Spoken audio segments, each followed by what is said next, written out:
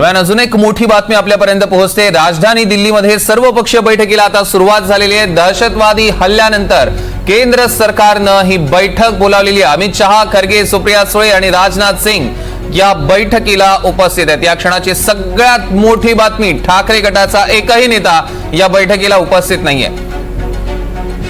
आपण दृश्य बघत होतो, अमित शहा आणि खरगे, सुप्रिया सुळे, राजनाथ सिंग या बैठकीला उपस्थित आहेत। ही आत्ताची दृश्य बघतोय। आपले प्रतिनिधी दिल्लीहून आपल्या सोबत जोडले गेले आहेत। प्रशांत, काय अपडेट्स?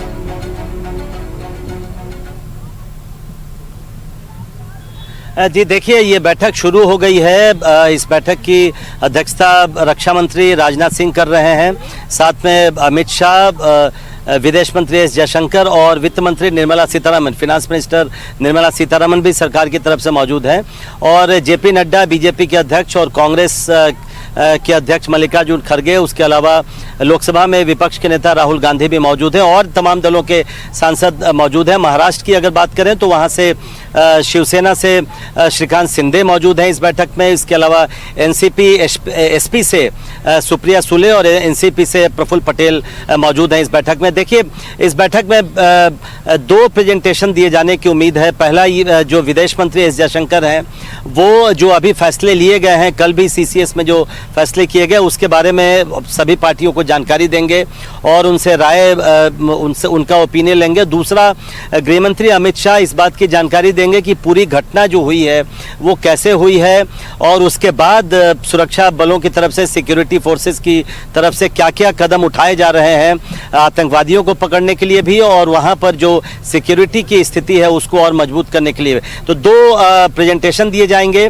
और उसके बाद सभी दलों, जो जितनी पॉलिटिकल पार्टीज हैं, सबसे उनकी राय ली जाएगी, उनसे उनकी सलाह पूछी जाएगी और उसके बाद आखिरी में एक यूनानिमस रिजोल्यूशन पारित किया जाएगा, प्रस्ताव पारित किया जाएगा, जिसमें कहा जाएगा कि जो पहलगाम में हिंसा हुई है उसकी कड़ी निंदा की जाती है और आतंकवाद के मसले पर पूरा देश एक साथ है, उसका एक मैसेज दिया जाएगा।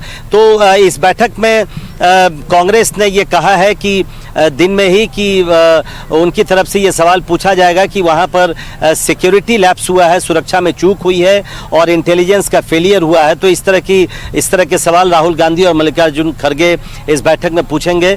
तो इंतजार है, अभी बैठक शुरू हो गई है। पहले प्रेजेंटेशन दिया जाएगा, उसके बाद सभी पार्टियां अपनी बात रखेंगी और आखिर में एक प्रस्ताव पारित किया जाएगा सर्वसम्मति से। प्रशांत जी, सूत्रों के अनुसार और एक बात नजर में आ रही है कि दो राजनीतिक दल ऐसे हैं जो ये बैठक में शामिल नहीं हुए, उसमें से एक महाराष्ट्र का भी है। उसके बारे में क्या अपडेट्स है?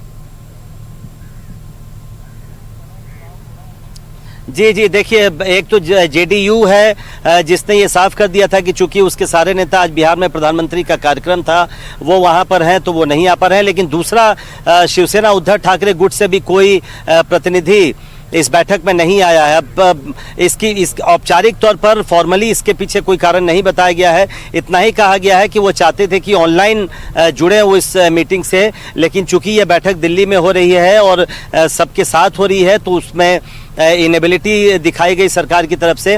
तो शिवसेना उद्धव ठाकरे की तरफ से भी कोई नहीं आया है। मैंने कोशिश की उनके एक दो सांसदों से बात करने की, लेकिन उनसे बात नहीं हो पाई है। मैं जानना चाहता था कि आखिर वो क्यों नहीं आ रहे हैं। तो शिवसेना उद्धव ठाकरे गुट की तरफ से भी कोई इस बैठक में शामिल नहीं हुआ है। प्रशांत जी, इस पे नजर रखेगा।